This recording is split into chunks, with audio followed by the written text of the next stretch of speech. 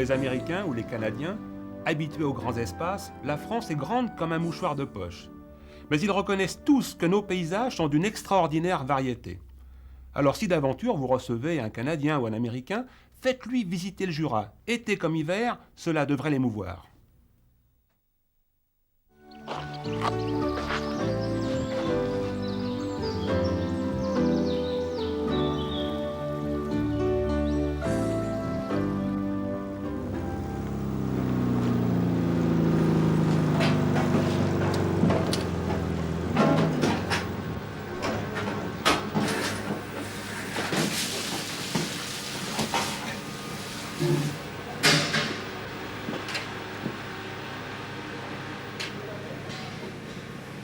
Bonjour.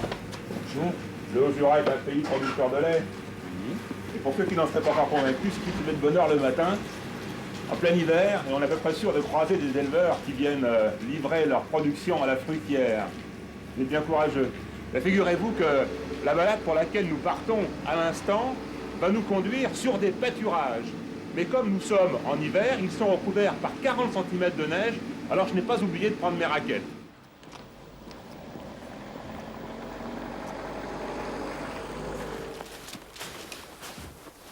Voilà, pour randonner sur la neige, il faut à tout prix s'équiper. Voici des raquettes très faciles à enfiler, glisser le pied à l'intérieur, de régler convenablement le caoutchouc parce que sinon la raquette va tourner. C'est vraiment à la portée de tout le monde. Et c'est très confortable aux pieds. Alors, nous sommes partis ce matin de l'hôtel.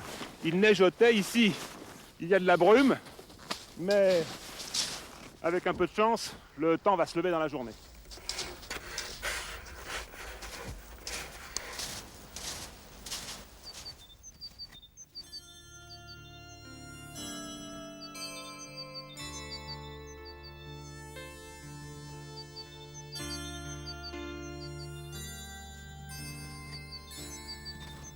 Contrairement à ce qu'on pourrait croire, les forêts du Jura ne sont pas constituées essentiellement de résineux.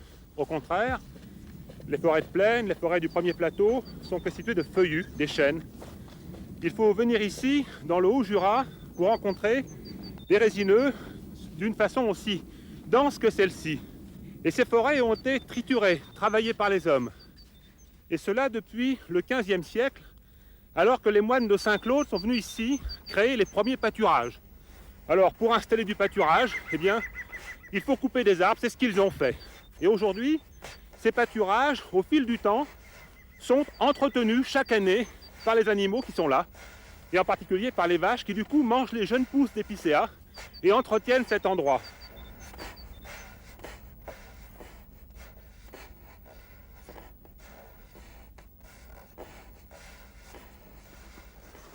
Voilà une ferme qui possède 2 fenêtres jointes. Pourquoi? C'est tout simple.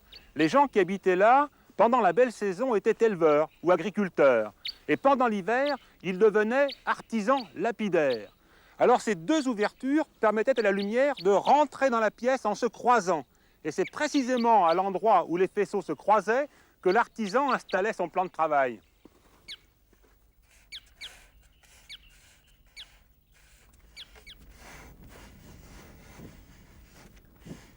Vous découvrirez dans vos balades, dans le Haut-Jura, des fermes très typiques, comme celle-ci.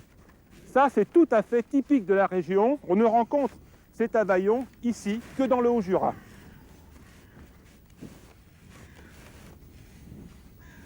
La façade est recouverte, pour la protéger justement de ce vent qui apporte l'humidité, d'un plancher vertical. Et sur ce plancher vertical, il y a des écailles, des tuiles qui sont clouées. Ce sont des tuiles en bois prélevées dans l'épicéa, qui est le bois évidemment principal, dominant dans cette région. Et quand ces écailles sont disposées convenablement, lorsqu'elles sont bien mises verticalement, eh bien la mouche n'arrive pas à s'installer dessus. Et comme elles sont taillées dans du bois dont la fibre est très serrée, eh bien ces écailles résistent durablement. Les agriculteurs du Haut-Jura, comme tous les agriculteurs, sont des gens très prudents. pour se protéger des incendies l'hiver, lorsque les maisons sont remplies de foin, lorsque les fenils sont garnis de fourrage, ils construisaient à l'écart de la maison ce qu'on appelle ici un grenier fort, dans lequel ils disposaient tous leurs biens précieux.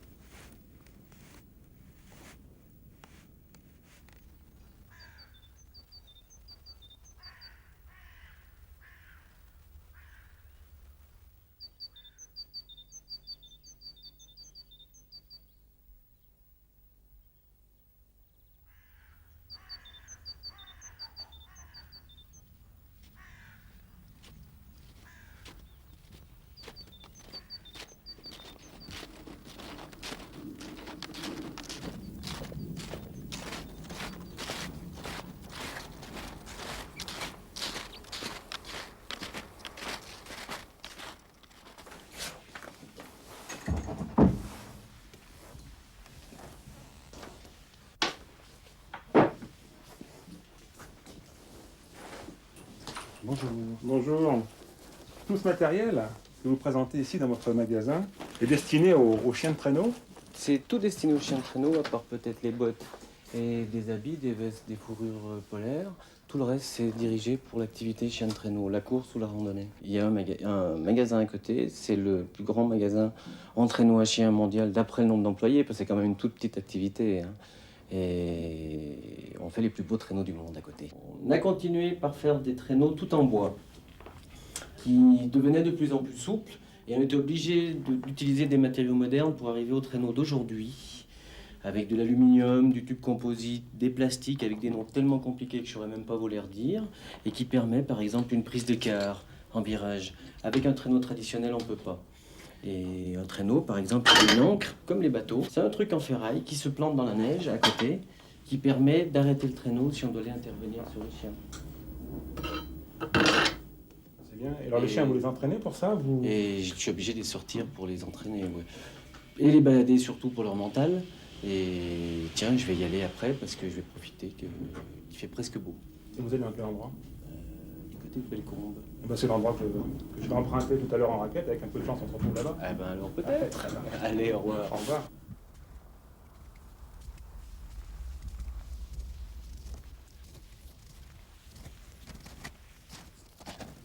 Alors voilà une maison typique du Haut-Jura. On l'appelle maison de Combe parce qu'elle est construite dans un creux. De chaque côté, il y a des bosses, il y a des petites collines, et du coup, le vent passe au-dessus de la maison. Et ce qui la caractérise aussi, ce sont ces deux parties de murs qui avancent de chaque côté de la maison. Et on appelle ça ici des coches. Alors ça sert à quoi? Ça sert tout simplement à protéger la maison des congères. Le vent dominant est le vent d'ouest. Or, la maison est dans l'axe ouest-est, ce qui fait que ces coches créent des turbulences.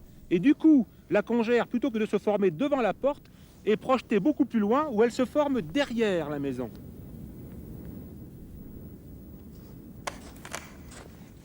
Ces superbes maisons de Combe nous réservent pourtant une énigme. Elles sont pratiquement toujours accompagnées d'un frêne. Il n'est pas venu là naturellement, ce sont les hommes qui l'ont planté. Alors pourquoi? Est-ce pour son feuillage qui apporte l'ombre pendant l'été, ou est-ce pour recevoir la foudre à la place de la maison? Il y a probablement une autre raison. Cherchez-la.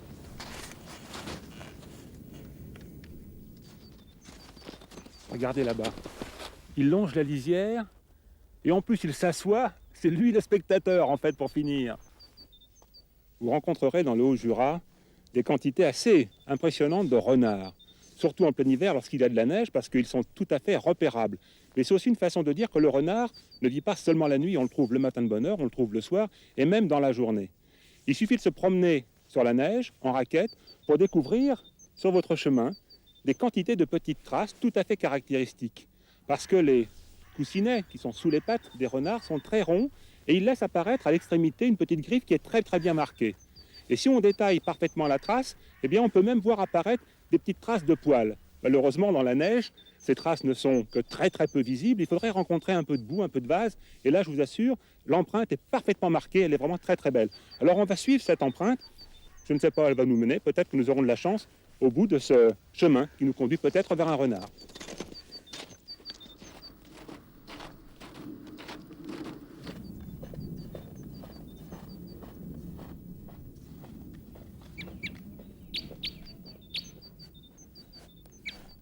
Je suis une Jolie trace de renard qui longe la lisière de la forêt d'épicéa.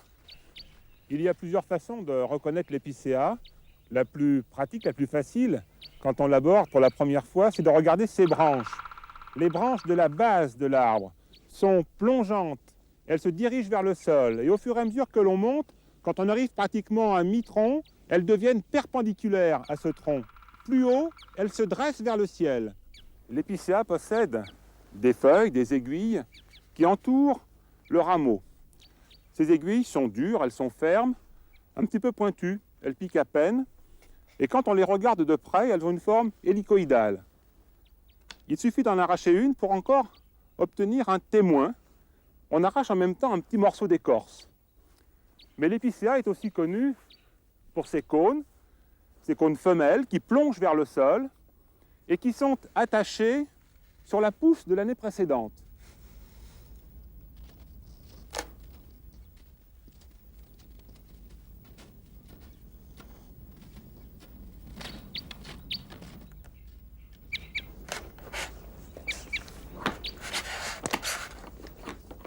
Il faut quelquefois crapahuter pour trouver le terrier du renard. Parce qu'ici, dans le Haut-Jura, il recherche des endroits bien drainés pour éviter les inondations à la fonte des neiges. Il vit près des hommes. J'en ai rencontré au cœur de Paris. Mais dans la région, il rôde près des fermes. Pas seulement pour attraper une poule ou un canard, mais aussi pour nous débarrasser des rats que nous attirons.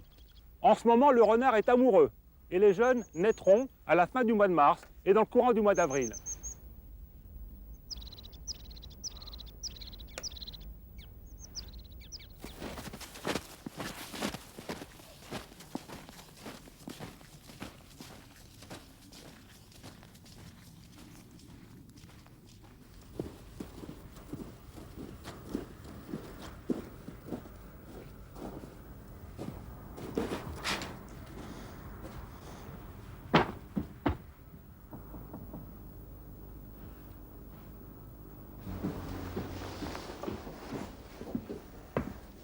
Je viens voir en quoi vous avez fait muter les épicéas.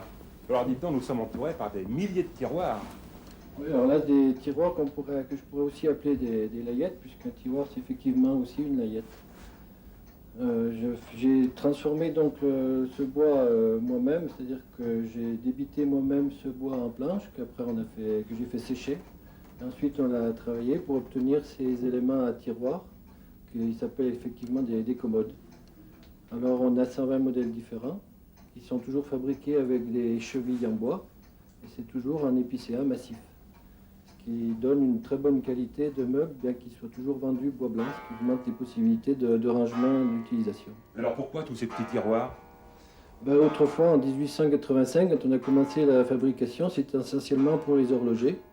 Et maintenant, ça sert aussi pour les réparateurs de radio-télévision, pour toutes les petites rangements de petites fournitures, et de plus en plus aussi pour les rangements ménagers, aussi bien pour les collectionneurs, par exemple collectionneurs de sucre en morceaux. Le problème, c'est que pour ranger toutes ces collections, il faut souvent des dimensions de tiroirs très spéciales, et il n'y a qu'en bois que l'on peut fabriquer ceci. Et vous pouvez nous en montrer de ces commandes très spéciales? Vous avez, par exemple, ça c'est pour les horlogers. Vous avez le modèle pour les réparateurs de radio-télévision qui a 154 tiroirs. Ça, c'est déjà une grande commode. C'est un modèle qu'on suit régulièrement sur nos catalogues, hein, puisqu'on travaille sur catalogue de manière à ce que le client ait des dimensions, un répertoire de tous les modèles. Alors, est-ce qu'il y a, par exemple, des gens qui, voyant tous ces petits tiroirs, aient envie de jouer avec? Est-ce qu'on vous achète des meubles pour simplement tirer les tiroirs? C'est tentant. Ça m'est arrivé une fois d'une personne qui a acheté ce grand meuble à 154 tiroirs pour que son fils puisse jouer avec les tiroirs.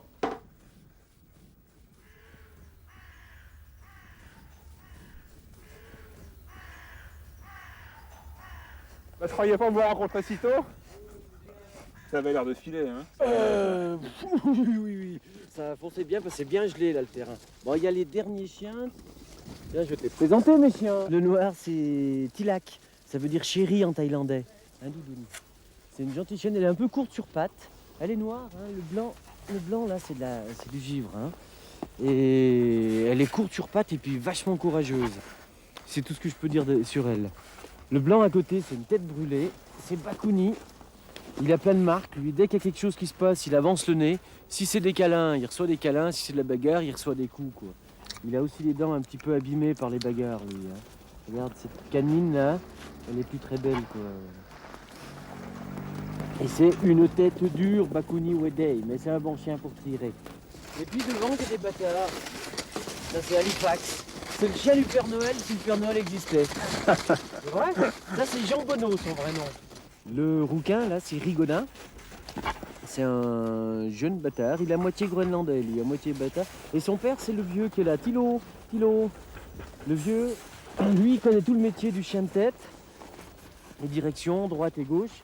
Et le rouquin, il apprend. C'est du bon chien. C'est des bons bâtards, c'est du bon chien. Tu veux qu'on aille faire un petit tour des Ah bah volontiers, des je veux bien, ouais. Mais je vais avec la capuche, elle n'a pas froid aux oreilles. Hein. Ça fait froid aux oreilles, ouais. Il y a du vent quand même. Hein. Ok, chien. Demi-tour à gauche. Demi-tour à gauche.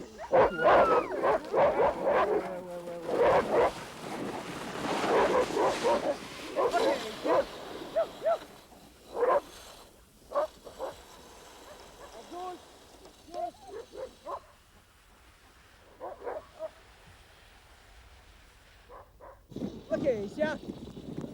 Et là, dans le soleil, c'est vraiment très très beau. Il y a une accélération, là, c'est très très chouette. Là, à gauche. Ouais. Là, c'est vraiment splendide. C'est splendide. Allez. C'est moi qui me casse la gueule. Ne me laisse pas tout seul.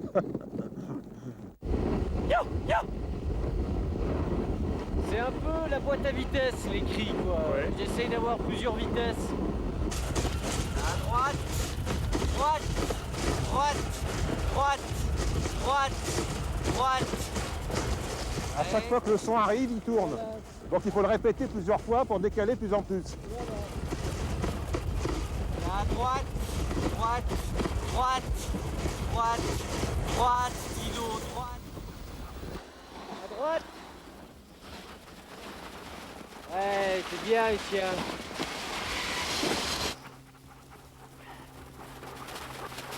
Là, à droite.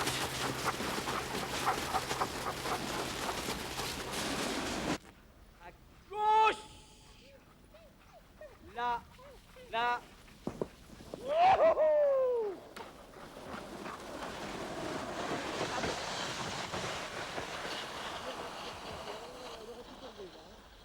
Allez, chien.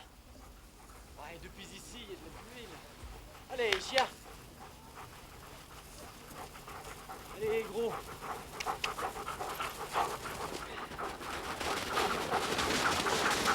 Allez, chien.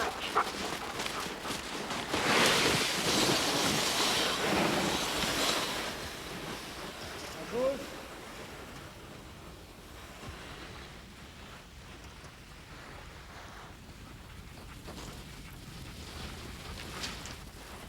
Là, à droite.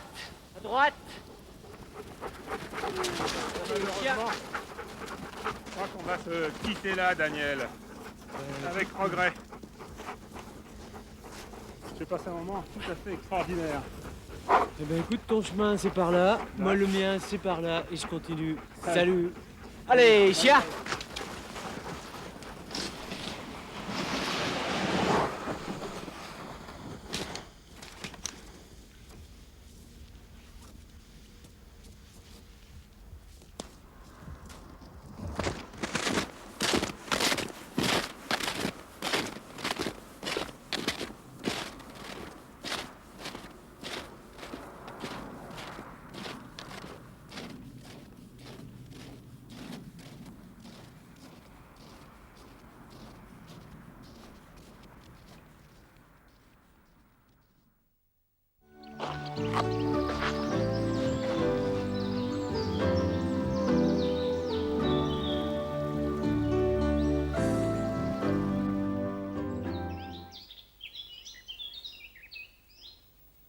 Le Jura est une montagne douce, agréable, en forme de croissant.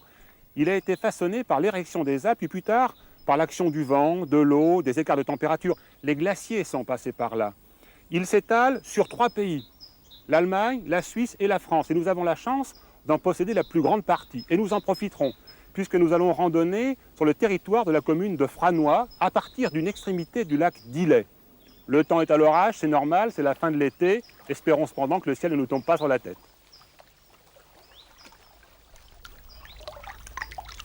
Si vous voulez découvrir la faune aquatique, faites comme moi, relevez les bas de pantalon.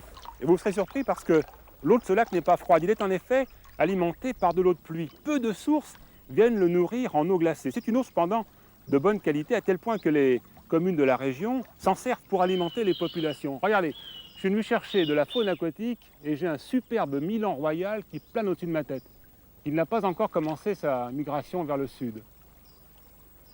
Et puisque j'ai la tête levée, je découvre un frêne, ce qui ne me surprend pas puisque beaucoup de communes de la région portent des noms comme le Franois, comme Frane, ce qui indique quand même que le frêne est très présent. Et puis, si vous passez par là au printemps, n'hésitez pas à regarder au pied des frênes parce qu'il paraît que c'est là que pousse la morille.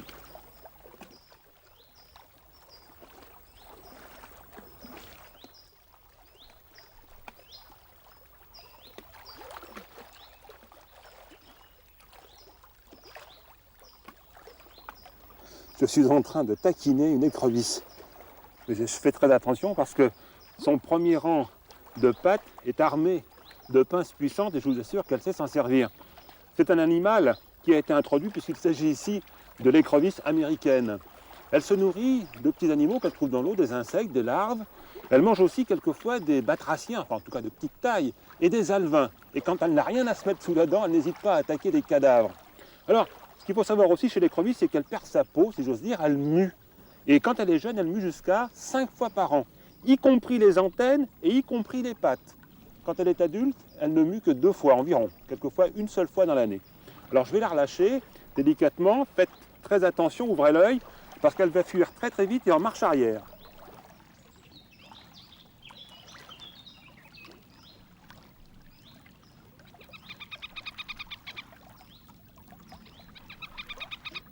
Si les grèbes huppées se sont rassemblées sur ce lac dès le printemps, c'est non seulement parce que la pièce d'eau est vaste, mais c'est aussi parce qu'elle est complètement cernée par les roselières. Et les grèbes ont à tout prix besoin des roseaux pour édifier leur nid. Si vous êtes patient, vous les verrez plonger, disparaître sous la surface de l'eau. Ils partent en chasse, si j'ose dire. Ils nagent derrière les poissons qu'ils sont capables de rattraper. Ils sont même capables de plonger à plus de 15 mètres de profondeur. Alors ne soyez pas surpris de les voir réapparaître quelquefois à 20, 25 mètres, quelquefois même 30 mètres de l'endroit où vous les avez vus plonger. Vers le 15 octobre, ils seront très nombreux ici sur ce lac. Ils se rassemblent en effet pour entamer leur migration.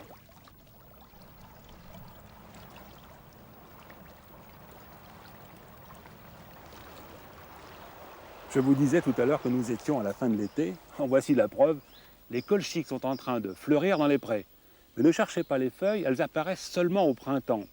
Alors pour retrouver l'endroit où pousse cette petite plante, c'est pas compliqué, vous faites un repère, vous plantez un petit bâton et vous repassez dans quelques mois. Vous verrez à ce moment-là de grandes feuilles vertes effilées et au milieu un gros fruit, lui aussi tout vert.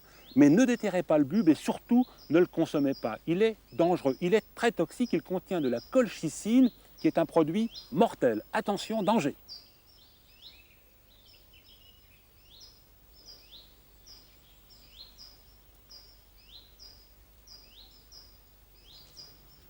Le relief du Jura est essentiellement composé de couches de calcaire, à qui d'ailleurs il a donné son nom, le Jurassique. Et ces couches se sont empilées il y a fort longtemps, il y a 150 à 110 millions d'années. C'était l'époque des dinosaures. Le Jurassique, les dinosaures, ça ne vous rappelle rien. Enfin, observez de plus près ces falaises qui ont été taillées par les glaciers aux époques glaciaires. Et vous découvrirez ces couches de calcaire. Et elles correspondent chacune à une époque précise du Jurassique.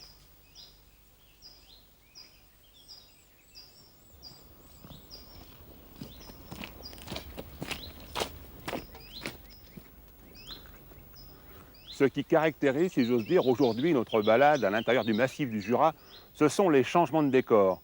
Nous quittons la falaise glaciaire et le lac d'Illet, nous passons de la brume au soleil. Alors, si le temps se gâte, je vous propose une idée. Allez donc rendre visite à Jean-René Monneret, le spécialiste du faucon.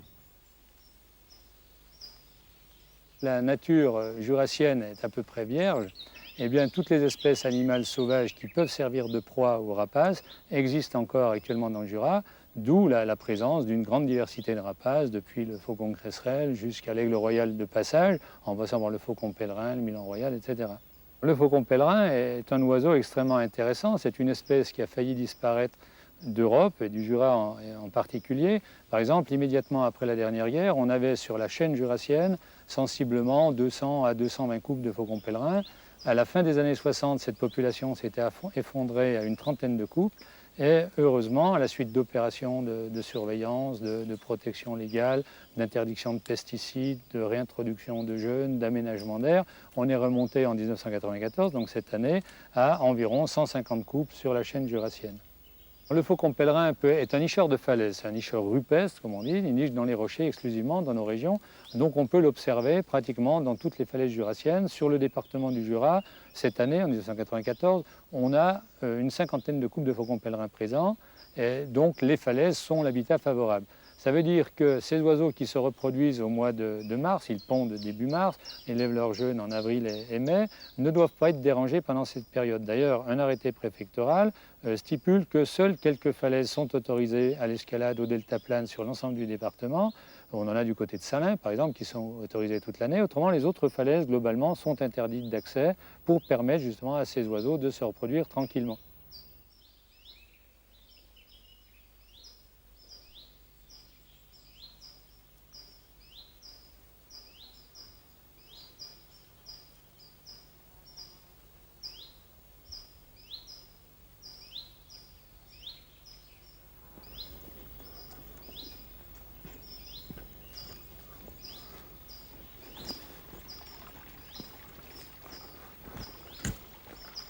Nous quittons le bord du lac d'Illet pour rejoindre le lac du Grand Maclus.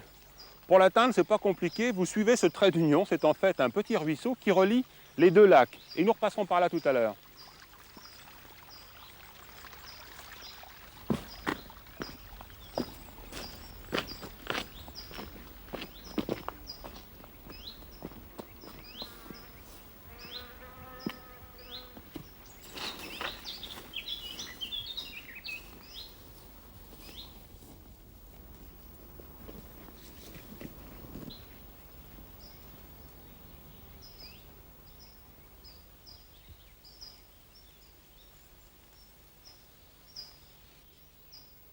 Ce petit détour est très important parce qu'il nous permet de traverser une sorte de tourbière qui repose sur un lit de craie. Du coup, ici se développe une végétation caractéristique. Et aujourd'hui, à la fin de l'été, elle est encore en fleurs. C'est l'exemple de la parnassie des marais qui présente une petite fleur blanche qui ressemble à celle du saxifrage ou de la renoncule. C'est aussi le cas de la gentiane pneumonante dont la corolle ressemble à celle des gentianes alpines. Beaucoup plus haut sur sa tige, celle du sucis des marais, qui est très facilement repérable, mais par contre beaucoup plus bas, carrément dans l'herbe, une toute petite fleur jaune d'or, c'est la potentille tormentile.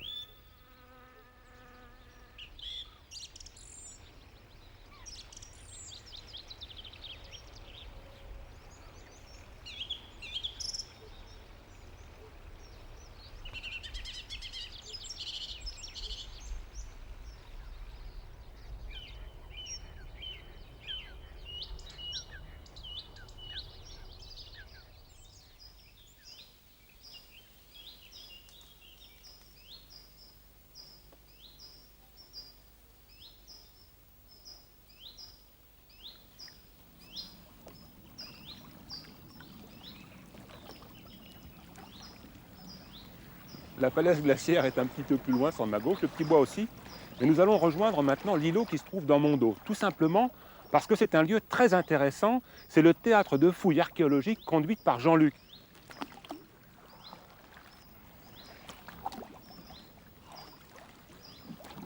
Salut David.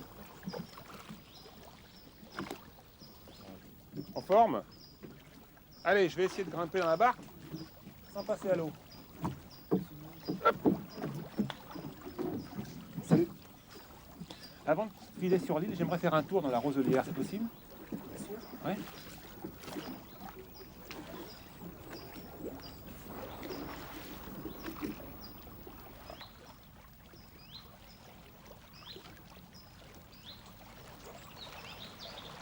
Voilà, David, nous arrivons près des nénuphars. Ce sont des nénuphars blancs. C'est une plante qui est vénérée par les hommes depuis très longtemps. Pendant la Grèce antique, on prétendait que c'était la fleur de la beauté, réservée aux nymphes. Alors, la feuille du nénuphar est vernissée. Voilà. Et elle reste à la surface de l'eau, mais à chaque fois qu'elle prend un petit peu d'eau, eh bien cette eau fiche le camp très rapidement, ce qui permet donc à la feuille de rester en contact avec l'atmosphère. Et la tige est bourrée d'air, ce qui assure une bonne flottaison. Alors, cette plante était utilisée par les hommes autrefois. On prétend que son rhizome fait fuir les animaux nuisibles, ce qui fait qu'on en répandait autour des pâtures pour protéger le bétail. Et ce rhizome, toujours, contient environ 40% d'amidon, ce qui fait que pendant les périodes de disette, on en faisait de la farine et on s'en nourrissait. Mais un petit peu plus loin, là-bas, il y a des nénuphars jaunes. On va s'en rapprocher. Tu veux bien, David? Et voilà le nénuphar jaune. Alors la fleur est vraiment très très différente. Elle est jaune d'or. On dirait un gros bouton d'or en fait. Et la feuille aussi est différente. Elle est beaucoup plus longue, elle est ovale. Elle est fendue ici à sa base. Alors, attention, danger, escroquerie. On trouve en effet dans le commerce des rhizomes de nénuphar jaune, réduits en petits morceaux, et on prétend que c'est une drogue avec des vertus médicinales. En fait, on essaie de la faire passer pour le ginseng, qui est une drogue chinoise antique dont on ne connaît pas encore vraiment les vertus.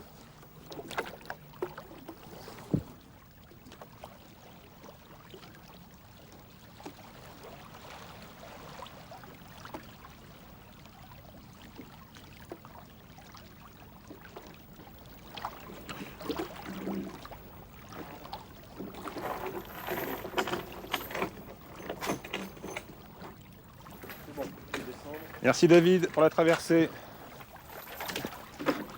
Bonjour Jean-Luc. Bonjour. Hop, attention, on ne pas repartir à l'eau. Bonjour. Ça va, on est bien attaché? Alors Jean-Luc, je te suis au cœur de l'île.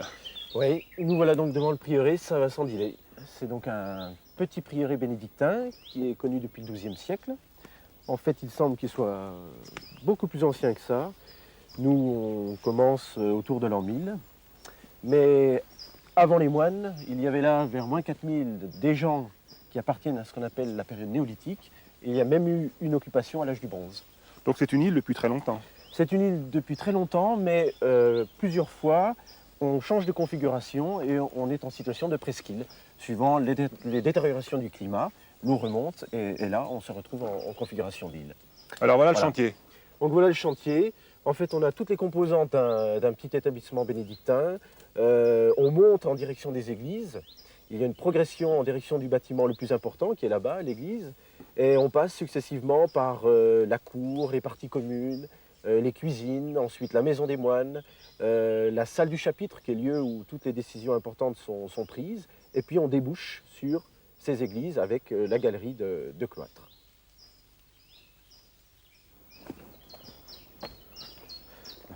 Par là. On marche sur un mur là. Oui, on passe sur la galerie du cloître. Qu'est-ce qu'on trouve comme matériel ici, Jean-Luc?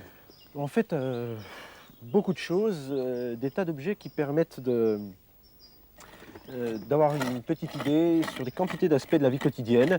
Le vêtement, par exemple, des instruments de travail, la taille de la pierre, la taille du bois.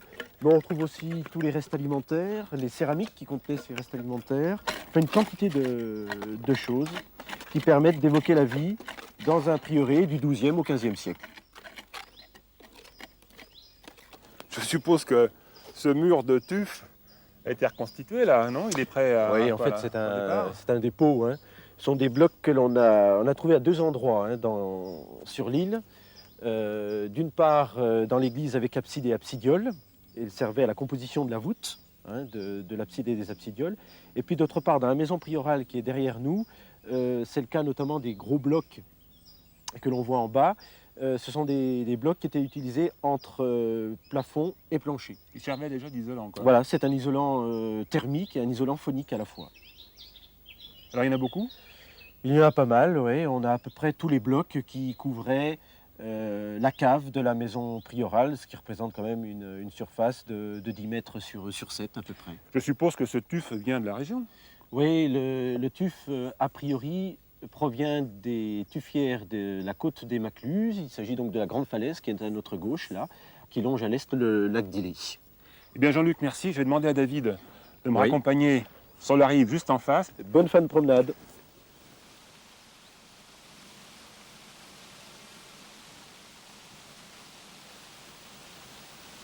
Nous allons poursuivre notre balade en suivant le Hérisson. C'est ce torrent qui développe sur 3700 mètres 31 cascades, 31 sauts, ce qui a justifié une intense activité humaine ici, à cet endroit, pendant 7 siècles.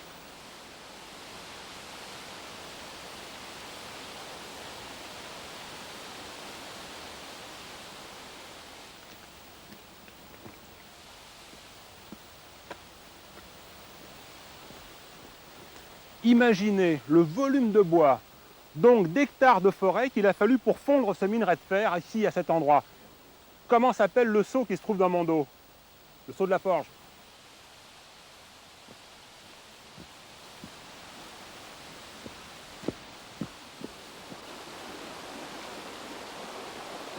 Cet endroit vous plaît, vous le trouvez beau, alors je vous le prête.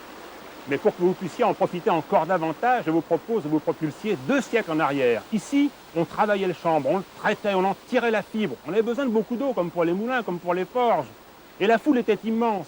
Des hommes, des femmes, des chevaux, des chariots lourdement chargés se croisaient sur le chemin. L'eau était polluée, ça ne sentait pas bon. Mais pire encore, prenez une gomme et effacez les arbres. Vous aurez ainsi l'image d'il y a 2 siècles. Alors, profitez de cet instant et admirez comme la nature a su réinvestir les lieux.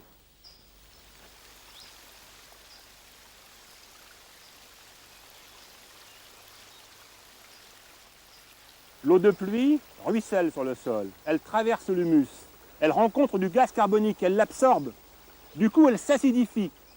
Puis, elle suit des fissures à l'intérieur de la falaise calcaire. Et comme elle est acidifiée, elle dissout le calcaire. Plus tard, elle rencontre une couche imperméable. Elle rejoint la lumière. Et la chaleur, cela produit une réaction chimique à l'intérieur de l'eau.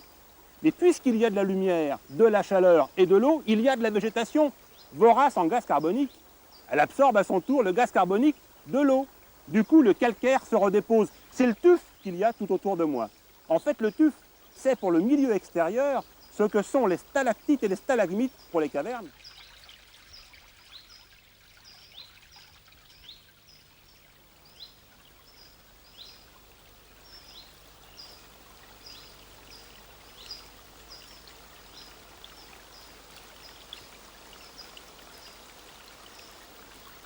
Nous allons nous quitter ici, mais avant, un petit conseil. Méfiez-vous parce que le sentier qui conduit jusqu'ici est très glissant. Alors attention, la chute peut être dangereuse.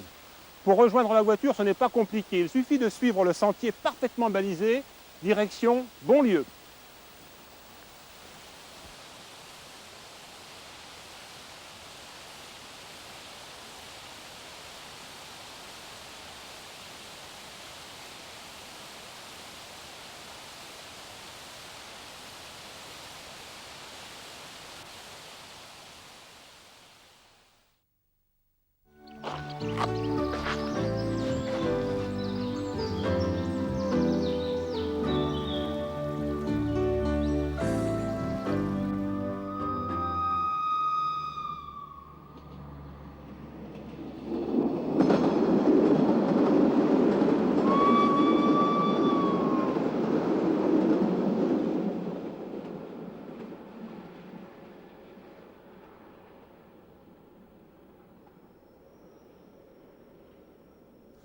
Bonjour, merci de me rejoindre en Suisse. Les couleurs de l'automne ne sont pas encore au rendez-vous, mais ce n'est plus qu'une question de jour. Nous, les couleurs, nous allons aller les chercher ailleurs. Elles seront aussi chaudes que les couleurs de l'automne, mais ce sont les hommes qui nous les apporteront. Des hommes qui, comme vous pourrez le constater, occupent la première place de notre randonnée naturaliste. Mais avant de partir, sachez qu'ici, l'élevage en alpage est une tradition ancestrale qui rythme encore la vie des montagnards.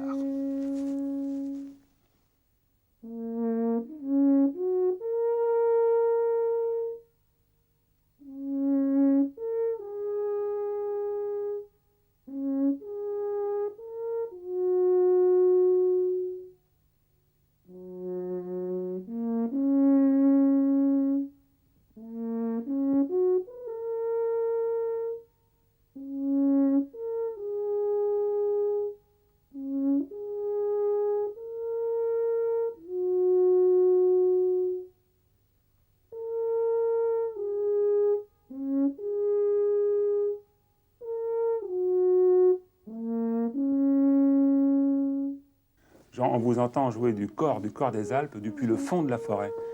C'est un instrument qui est fabriqué dans quel bois? Du sapin, tout simplement. Et puis ils sont enrobés de rotin.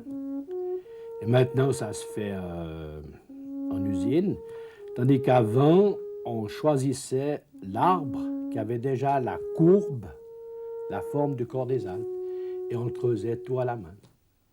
Tandis que maintenant, c'est tout fait à la machine, ils font ça en série. Vous vous entraînez? Vous répétez? Ah ben, si on veut maintenir la forme, je dois dire, il faut jouer tous les jours un moment. Hein. Puis il y a un événement qui se prépare là. Ah ben, bien sûr, ces temps, je m'entraîne un peu plus que d'habitude parce qu'il y aura la des Alpes.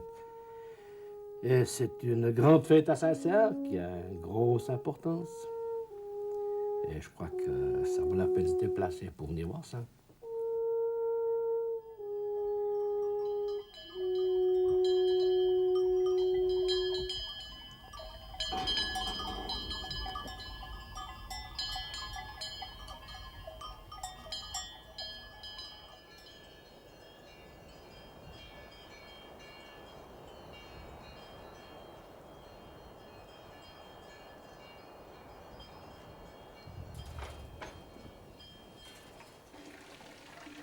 Il y a combien de litres de lait au départ? Environ 350 litres. Pour faire combien de Enfin, fromage? un fromage de 32-33 kilos. Ça fait un seul fromage. Ouais, c'est ça. Robert, 350 litres de lait pour fabriquer un fromage de 32 kilos à raison de 3 fromages par jour. Et depuis combien d'années? Ça fait 31 ans. Vous n'avez pas fait le calcul? Ici au plus tard. Non, j'ai pas fait. Depuis tant d'années, vous avez fait fabriquer certainement des... Environ 10 à 12 tonnes par année. Mais dites-moi, ce fromage-là qui est en train d'être pressé, dans combien de temps nous allons pouvoir le manger? Oh ben, il faut compter 6 mois minimum, dans 6 mois. 6 mois d'affinage? Ouais, 6 mois d'affinage, enfin minimum. Donc. Autrement, on peut aller jusqu'à une année, c'est là, 10 mois, 9-10 mois, c'est là qui sont les meilleurs. Et est-ce que votre gruyère a des trous? Il y en a, mais très peu.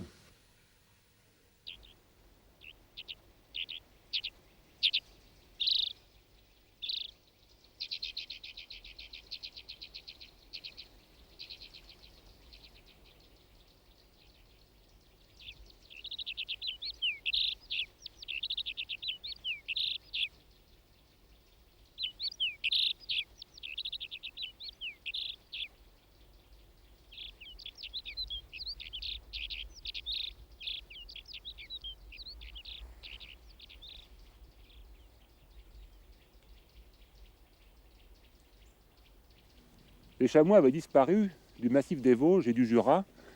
Ils ont été exterminés, puis ce sont les hommes qui les ont réintroduits. Dans le Jura, il y a environ une cinquantaine d'années, dans un endroit qu'on appelle le Creux du Vent. Et puis, petit à petit, ils ont gagné tout le massif, puis ils ont fait du chemin. On les retrouve maintenant à une centaine de kilomètres de là, dans la Dôle.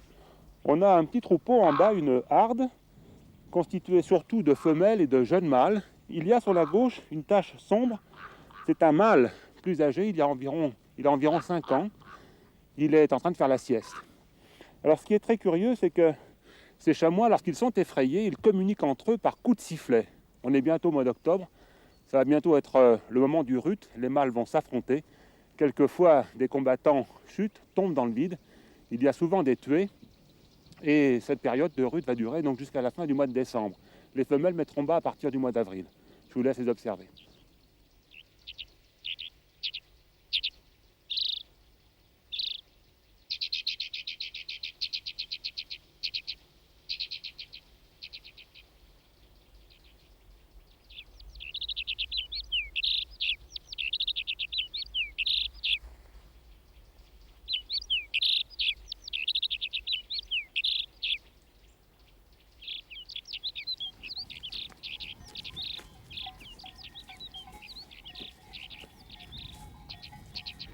En montagne, pour se protéger du vent, mais également pour profiter au maximum du rayonnement solaire, on a tendance à se rapprocher du sol, et même quelquefois à s'étendre dessus.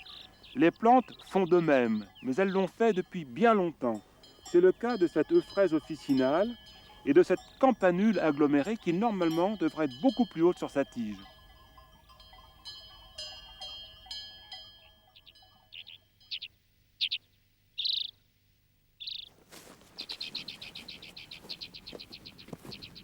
le randonneur, un tantinet observateur, découvre sans difficulté cette énorme sphère. C'est quoi? C'est une station de radar pour l'aéroport de Genève. On s'occupe des avions qui sont plutôt en transit. C'est un radar dit de longue portée par rapport aux radars de plaine qui sont vers les aéroports pour l'atterrissage et le décollage. Nous, on prend les avions en transit. Et vous le prenez à longue distance? Voilà, oui, le radar primaire fait environ 350 km maximum de rayon. Le radar secondaire est un radar à une portée plus courte parce qu'on veut bien la raccourcir aussi. Il y a combien de radars comme celui-ci en Suisse? Au niveau civil, il y a 2 têtes radars comme ça. L'autre se situe vers Zurich, au Legger.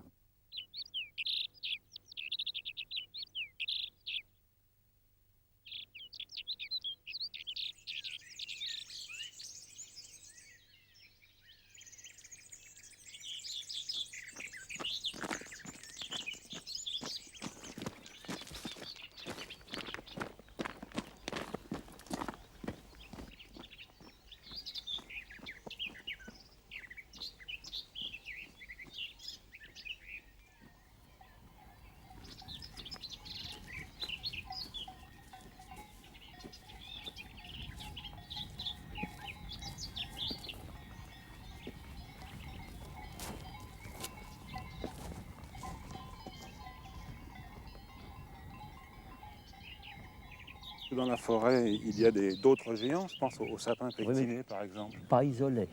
Pas isolés. Donc ils ont un fût qui Oui, monte c'est ça. entièrement droit. Certains ont des noms, mais ça n'a pas du tout l'aspect de ces arbres qui ont des branches jusqu'à la base. Daniel, quel âge a ce Gauguin? Environ 350 ans. Pourquoi est-ce qu'on l'appelle candélabre? Donc, comme vous voyez, dans sa jeunesse, il a dû être cassé à une certaine hauteur. Et plutôt que de reprendre son cours avec une seule flèche, il est reparti avec plusieurs flèches, plusieurs têtes. Et par analogie avec le candélabre qui sert à nous éclairer, on l'a appelé candélabre. Celui-ci vieillit plutôt bien? Non, hélas non. Il a atteint un stade de dépérissement irréversible. Il aura peut-être encore une dizaine, une quinzaine d'années avant d'être complètement ruiné. Une forêt, ça se renouvelle. Vous êtes bien placé pour le savoir. Absolument. Comment est-ce qu'on s'y prend? Il y a 2 façons. La naturelle, qui présuppose qu'on laisse sans intervention les arbres vivre, émettre des graines et mourir. L'autre, c'est avec intervention humaine, où on procède par enlèvement des arbres les plus anciens pour donner de l'espace aux jeunes qui remontent selon nos choix et non selon le choix de la nature. N'est-il pas dangereux de privilégier les résineux dans un espace comme celui-ci? À cette altitude, le résineux est bien dans sa station. Et naturellement, il s'y multiplie, il prospère. Il ne faut pas oublier que le résineux, l'épicéa en particulier, est un arbre qui date de l'époque glaciaire. Et c'est pour ça qu'on le retrouve sur les hauteurs plutôt qu'en plaine. Nous sommes tout près du col de la Givrine, à 1300 mètres d'altitude environ, sur une dalle calcaire qui s'est fissurée. L'eau de pluie, en traversant l'humus, est acidifiée. Elle a dissous le calcaire. Les fissures se sont élargies. Elles ont donné des failles profondes, des gouffres et des glacières, comme celle-ci. On parle vraiment de glacières. Oui, en tout cas pour une période de l'année. La neige accumulée durant l'hiver et au premier printemps se transforme lentement en glace sous l'effet de la fonte des neiges. Et grâce à la protection des épicéas qui sont ici, le soleil ne parvient que très tardivement à réchauffer l'atmosphère du gouffre et nous pouvons conserver de la glace jusqu'en juin, parfois juillet. Oui, ça veut donc dire que l'homme a utilisé cet endroit vraiment comme une glacière. Pourquoi faire? Autrefois, alors que les communications étaient très difficiles, on y laissait la crème, dit-on, pendant quelques jours avant de descendre en plaine. Mais jusqu'à un passé relativement récent, on y a entreposé des rameaux greffons récoltés pendant les froids de l'hiver, donc au repos complet, pour les récupérer au mois de mai, juin, alors que la sève était montée en plaine pour procéder au greffage. Vous l'avez utilisé comme ça? Moi, je l'ai utilisé il y a environ 35-40 ans. Aujourd'hui, on utilise les chambres froides. Les chambres froides.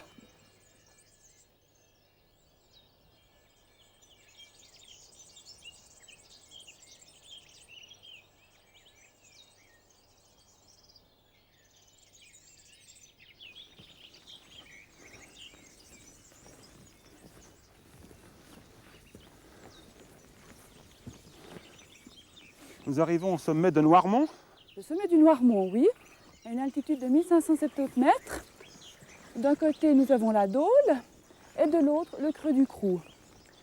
Alors tout ça, ça appartient au parc jurassien. Mais en Au fait, parc jurassien vaudois, oui. c'est pas une réserve. Non, ce n'est pas une réserve, c'est vraiment un parc qui a été formé sur l'instigation de la Ligue vaudoise de la protection de la nature avec l'accord de 13 communes et propriétaires. Et cet accord comprend surtout les atteintes au paysage. Et c'est suite à la construction du téléski qui est derrière nous que cette mesure a été prise.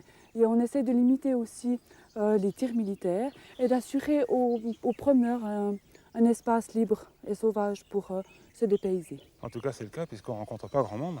Ben non, en général pas, surtout la semaine, c'est vrai. Et le parc s'étend sur 40 km².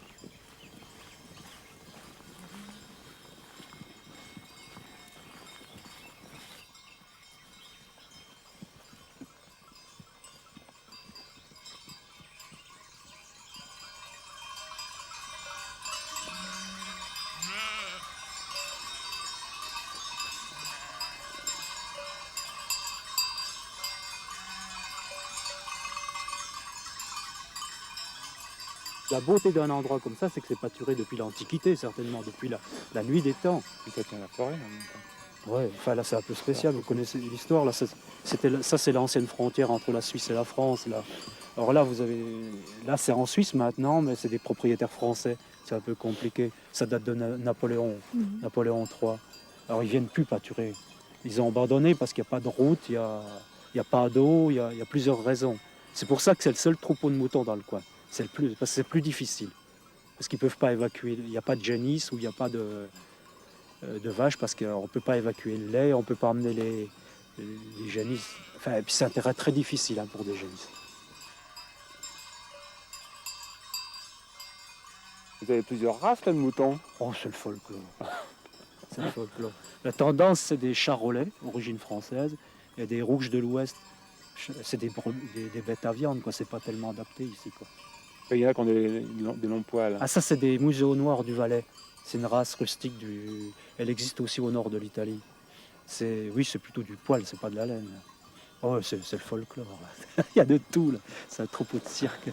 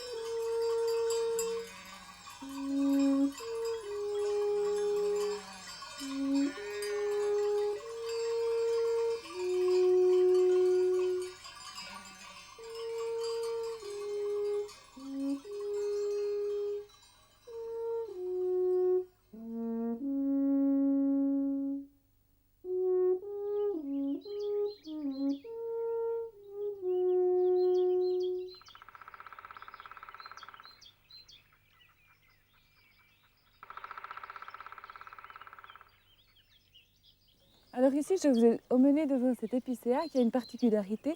Le pic noir l'a attaqué à de nombreux endroits. On reconnaît l'impact du pic noir car les cavités ont une forme rectangulaire. Et s'il vient ici, c'est pour y chercher sa nourriture préférée, qui est la fourmi charpentière. Alors la fourmi charpentière est une relativement grosse fourmi qui attaque le cœur de l'arbre pour s'y nourrir. Et en fait, à plus ou moins moyen terme, cet épicéa est condamné.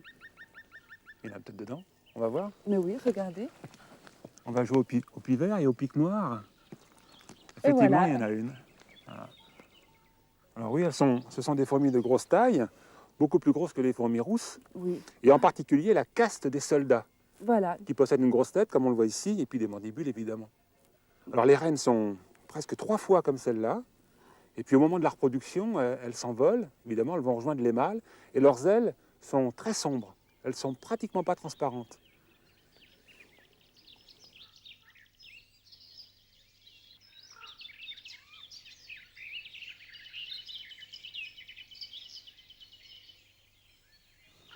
Tous ces dômes appartiennent aux fourmis rousses. Une famille énorme s'est installée ici. Elles sont donc des dizaines de millions tout l'été à se répandre dans la forêt, à chasser, à nous débarrasser d'insectes qui, si elles n'étaient pas là, proliféraient et nous seraient nuisibles. Les monticules sont reliés entre eux par des chemins, mais des chemins balisés par des traces d'odeur.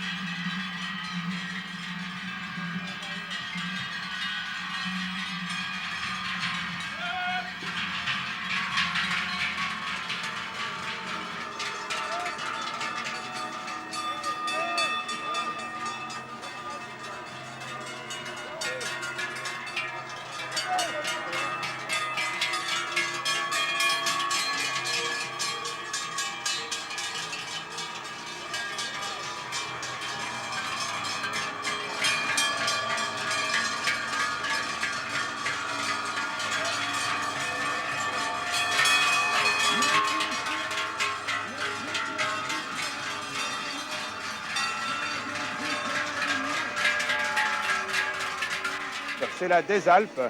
Bêtes et hommes redescendent de la montagne. Ils y ont passé 4 mois. C'est l'occasion de sortir les beaux habits. Même les vaches ont fait toilette. Elles se sont nettoyées du bout de la queue jusqu'au bout des ongles. Elles sont fières, c'est en tout cas ce que racontent les bergers, et je crois qu'elles le savent.